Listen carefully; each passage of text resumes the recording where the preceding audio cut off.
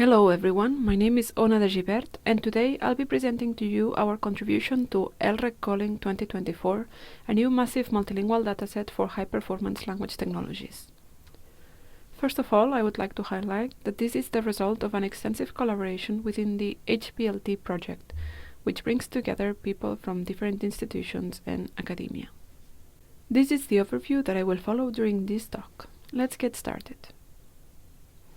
It is a well-known fact that there is a high demand of large amounts of data for model training. In this plot, we can see how, along the years, models are each time trained in larger amounts of data. At the same time, this increased capacity of language modeling makes us move towards large multilingual collections.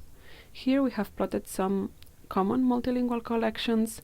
Along the x-axis we can see their size, and along the y-axis we can see the amount of languages they contained, some of them up to 500 languages. Still, at the same time, acquisition of large text corpora is a challenging task, so most works focus on the reprocessing of an already existing source, in this case, Common Crawl. It is in this context that we introduce our contributions. First and foremost, we publish new resources. Mono-HPLT, a monolingual collection that covers 75 languages, Vi-HPLT, parallel corpora including 18 languages paired with English, and Multi-HPLT, multi-parallel corpora. Our resources are harvested from Common Crawl, but mostly from the Internet Archive, with previously unused crawls for this purpose, so we introduce resources that contain new content. We release them under the public domain with a Creative Commons license of type 0, and we also release them with rich metadata. Furthermore, we release tools for data managing, downloading and processing, since we have had to adapt many of the existing pipelines for HPC clusters and Slurm. And we also release, as a side product of our research, models for fast machine translation and for parallel data filtering. Now let's address the question of how to build a large-scale dataset. This is the pipeline that we follow, and we have built on top of pipelines from other existing projects such as Makoko and Paracrawl. Let's go step by step. The first step is the data download, so we need to choose our sources. We take one crawl from Common Crawl and then 3 different crawls from the Internet Archive, so that we cover a large number of dates. The result of this first download is 1850 terabytes of work files, which are the web archive format. Next, there are 3 steps that we follow both for the monolingual and the bilingual pipeline. The first step is to extract only the text from the work files. For that reason, we use the tool Work-to-Text, and since work files include images, videos, sound, and text, we only want to keep the text that we will use for building our corpora. Also, Work-to-Text includes a fast language identifier, CLD2, that we apply at document level. Furthermore, we organized within each language the data into 256 shards by their URL domain. This we will only use for the bilingual processing. Next, the monolingual and parallel corpora depart ways. First, let's introduce the monotextured pipeline. The monotextured pipeline applies, first of all, an encoding fixer. We use monofixer, which is a tool that allows to do character and encoding fixings, including fixing Mojibake and escaping HTML entities and removing HTML tags. Then we use a more accurate language identifier, FastSpell, which identifies language at the paragraph level. It is a combination of a fast text language identifier and then HUNSpell. It checks which dictionary contains the more probable target words, and that language is selected. Then we use MonoCleaner to assign to each paragraph a fluency score that tells us how probable it is that that sentence pair and paragraph belongs to that language. We use a 7-gram language model for this purpose, trained on clean data. Finally, we do the duplication at document level with a variation of the min hash algorithm. Now we introduce the bitextured pipeline. The first step is to do sentence splitting for each of the documents that we have. And then we do translation. Since all of our corpora is English-centric, we take the non-English language and translate it into English so that we can match documents. For that reason, we need fast machine translation models. And since we were lacking some models for the languages that we targeted, we developed new bitextured MT models for these languages. You can find them in our GitHub repository. Then we do document alignment, where we match the English translated documents and the original English documents using TF-IDF. And then we do the same but at sentence level using bleu align. Then we apply a similar process than the monotextual pipeline. First we apply bifixer, which is the same tool as monofixer but for bilingual data. Then we apply bicleaner hard rules, which remove some noisy sentences based on incorrectly identified language and some heuristics. And then, similar to monocleaner, for each language pair we assign a bicleaner AI score, which is a tool that tells us how probable it is that these two sentences are correctly aligned. Again, since we were lacking some of the models for some of the language pairs that we targeted, we release new bicleaner AI models. And finally, we do deduplication at segment level. Now let's go to what everyone is interested in, the HPLT resources. The first resource we introduce is MonoHPLT, which refers to our monolingual collection.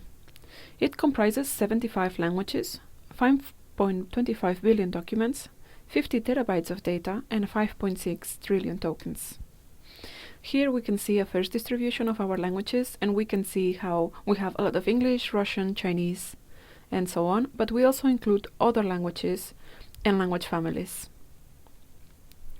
If we want to look at the exact numbers, we can see how we targeted some higher resource languages as well as some lower resource languages. For the language that we have less data, we still have 1 gigabyte of data, and that's Esperanto. Here we have a document as an example of our collection, where we can see different scores that we got in JSON-line format. First, we can see the result of the CLD2 language identifier at document level. Then we can also see the monocleaner scores at paragraph level, which is basically when there's a new line found that is a paragraph. And then we can also see the identified languages by fast spell. We can also see the source URL and the collection that it came from, either Common Crawl or Internet Archive. We released 3 versions of the files. First, the raw version that contains 230 terabytes of data. We want to encourage other pre-processing of the raw data. Then we released the deduplicated version, the one introduced here, which contains 50 terabytes of data. And finally, we also release a cleaner version that contains 39 terabytes of data. For this cleaner version, we have removed documents satisfying at least one of these criteria. The URL is in the UT1 block list of adult sites.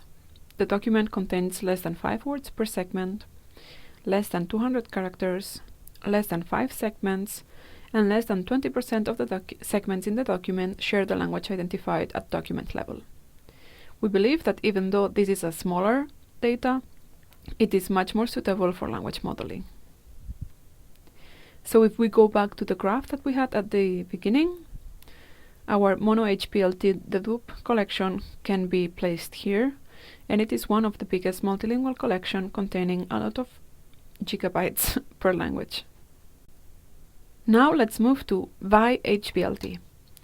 VI-HPLT is our parallel corpora collection that covers 18 English-centric language pairs and includes 96 million sentences.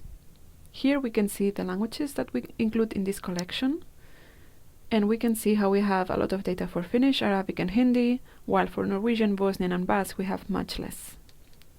And this indeed tells us that our data is highly skewed, with 75% of the data belonging only to the top 5 languages. Here we can see the counts for our languages, and we can see that for Norwegian we have 130,000 segments, while for Finnish we have 25 million segments. We have included this dashed line to mark the boundary of 1 million clean and deduplicated segments, which is often used as a threshold to distinguish low-resource and higher-resource languages. It is surprising that we get much more aligned data with Finnish than Arabic and Hindi, even though in the monolingual collection we have much more data for those two languages. We hypothesize that this may be due to the impact of the machine translation system that we use for the fast translation. This is something that must be studied, and we are currently doing so in the project. If we look at the effect of filtering and deduplicating, we can see how filtering reduces the data by 90%, and then within that filtered data, deduplicating reduces the data by another 90%. When harvesting data from the web, it is an essential step to clean and deduplicate data to leverage useful data for our models. This is an example of our collection in TMX format, and similarly to the monolingual data, we have a lot of metadata, including the collection where this sentence is coming from, in this case the Internet Archive, the by Cleaner AI score, in this case it's 1, which means that these two sentences are perfectly aligned. And we also have the source URLs. In the case of English, this sentence was included in 3 different web pages. And that's it. Then we have also computed the segment level overlaps with other common parallel corpora to see if there was a lot of content contained in both. If we compare with CCC matrix, we only have a 3% of overlap, and if we compare with Parallel, we have a 15% overlap. Since our data comes from the Internet Archive that has never been used before, we can say that our dataset includes new content for translation. Again, we released 3 versions of the files. We released the raw files so that other people can experiment with different preprocessing pipelines. We released them in TMX format and bytext format in TXT. And then we also release an anonymized version using the tool byRoamer, which anonymizes the data using a combination of regular expressions. Finally, we introduce our multi-HPLT corpora, which has been obtained through pivoting. For those who are not familiar with MT, let me just recap what pivoting refers to. In this case, we have a Catalan sentence paired with an English sentence, and then an Icelandic sentence paired with English sentence. And if we look closer, we can see how the English sentence is actually the same. Therefore, we assume that we can align the Catalan and the Icelandic sentences, since they will also mean the same. In this way, we have collected 171 non-English centric language pairs, and we have harvested 157 million sentences. So this is a big picture of what multi-HPLT entails. And here, the greener a language pair is, the more data is there for it, and the more red it is, the less data it is for it. So we can see, for example, that Bosnian and Arabic have 50,000 sentences aligned, while for Estonian we have 500,000 sentences. Okay, let's recap. We have introduced a new massively multilingual dataset that we release under the Creative Commons Zero license and covers monolingual, bilingual, and multi-parallel corpora with rich metadata in different formats. It includes medium to low resource language and introduces new content. We say that we released the largest fully accessible multilingual text corpora ever released, especially because of this license that we provide in the packaging. Now, the next step is to download, use, and let us know how our data is. So this is what it looks like from the website. And yeah, here you have the link to the paper and the datasets, our website, and our social media. Thank you very much. Have a nice day.